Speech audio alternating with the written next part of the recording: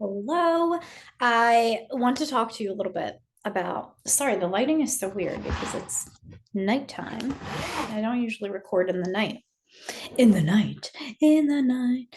Um, Better without glasses. Do I look weird? Anyway, I want to talk to you about not having a memory of your childhood. So, as you're working through the tools, as you're working through all of this, what typically comes up for a lot of people when they're doing shadow work, especially when they have been traumatized, is that they have repressed a lot of memories from childhood. And a lot of the shadow work questions are childhood related questions because that is when the patterns begin. So if you don't have a memory of your childhood, it can feel really disempowering. It can feel very hopeless to start working through this stuff, feeling like, well, how much can I really answer? I don't fucking know. I don't have memory. I don't know. So, what I'd like for you to explore and play around with is leaving the black and white and moving more into the gray area and asking yourself questions of what if I did know? What if I believed my body and I allowed my body to be the barometer? What if I allowed the body to tell me? So, black and white thinking is definitely a part of a trauma response. It is, this is a truth, this is a lie, this is real, this is fake. I need to know what is true and I need to know now. Right.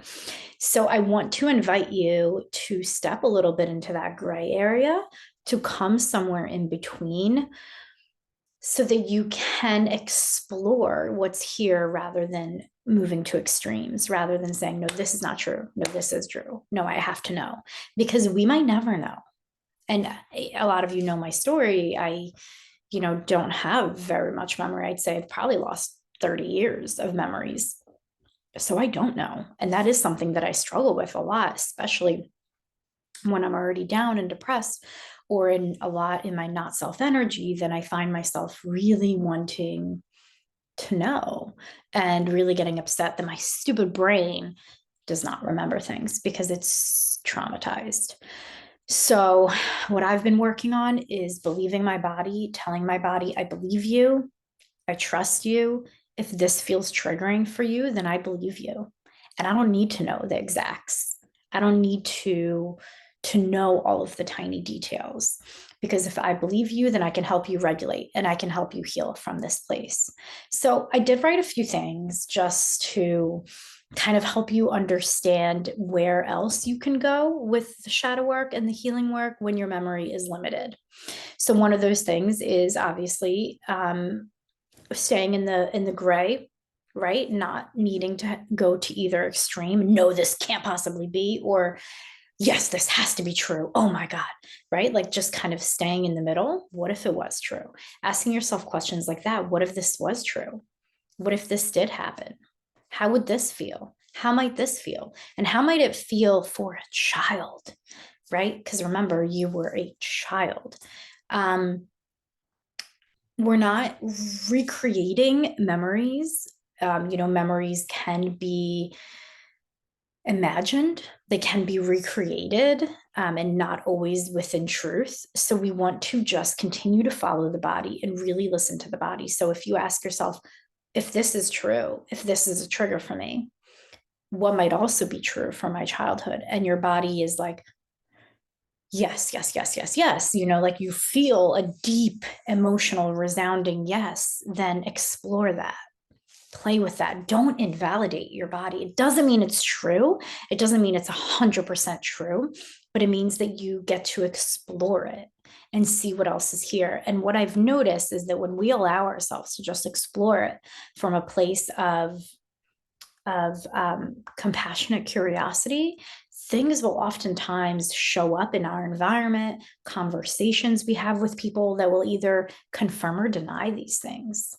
And I want to be really careful so that we're not creating memories that aren't real and we're not blaming people or re-traumatizing ourselves. So I want to tread lightly. And I want you to tread lightly too. And obviously, always seek a therapist or a psychologist help if you need it. But this is essentially why I started using the body graph, because I didn't have the memory and I needed some kind of map. I needed help. So, one of the things that I do is I look at the undefined centers, the themes, the not self themes of the undefined centers as sabotaging behaviors that I had to take on in order to survive, in order to keep myself safe. So, that language, what that language does is that it takes away blame and shame and guilt. And how could I? Stupid, stupid, stupid. How have you been letting this happen? And again, it opens up that compassionate curiosity. Well, maybe I had to do this to survive. And if that is true, then why? So one of the examples that I always give is my undefined solar plexus and the flight trauma response that comes with that, and the inability to tell the truth because of protecting yourself, and avoiding intimacy because it's not safe to be me. It's not safe to be who I am. It's not safe to trust other people because I learned that people leave, right? Or I leave. It's always a flight response. So I explore that through by going backwards, right? If the flight response is real, if avoiding intimacy is real, if I learned that avoiding intimacy was safe because having intimacy was not safe, what must have been true? What could have been true? So I know that I left my home country and lost touch with a lot of people. So for me as a child who needed that family, that companionship, having no one was hard. It was really hard. And then coming to this country and trying to make these connections with people. And again, these are not things that I have memories of, but it's things that I know happened and I know myself. So I can imagine what my younger self must have been thinking, either consciously or subconsciously, right? I can imagine what must have been happening and how some of these things became repressed and how I may have developed the idea that we avoid intimacy because it's not safe to show who we really are. So that's just one way. Let's say you have an undefined spleen, holding on to toxic people and things. Why might someone hold on to people even though they're toxic? Well, maybe they have a fear of abandonment or a fear of rejection. So if that was true, where could that have come from? Go backwards and then feel into your body. Well, what does it feel like in my body? What does my inner child need? Sometimes it's just that confirmation of, fuck, shit must have been really hard for you. I'm sorry. I'm sorry. I see you. I hear you. I'm sorry. I love you. And that's it. Sometimes there isn't more work to be done.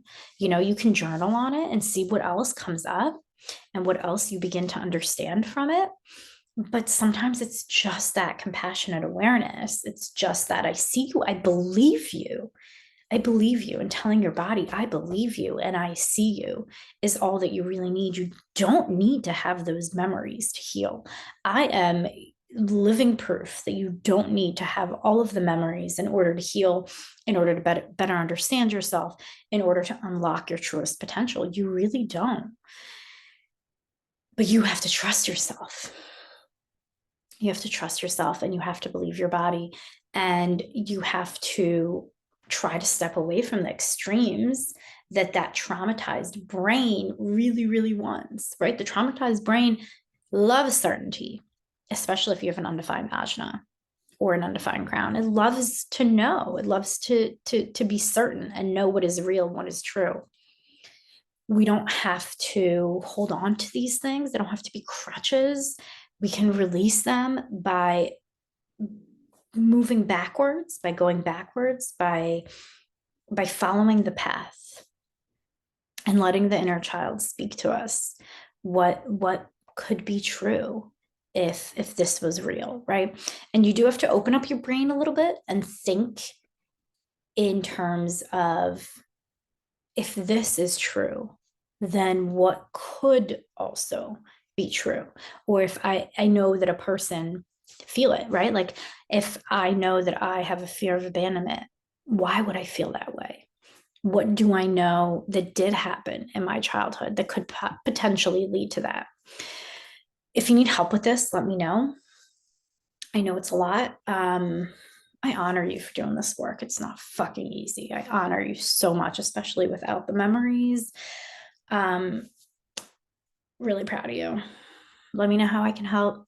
As always, seek outside counsel if you need it. We don't want to recreate memories. We don't want to traumatize, re-traumatize. We just want to heal. We want to have some compassionate curiosity for that inner child. If it feels helpful for me to create some sort of centers cheat sheet, even though there is one here, but if it feels good for you to have another one of those in terms of not having a memory and maybe some journaling questions, let me know and I can create that for you. All right. I love you all. I will see you in the next class. Bye-bye.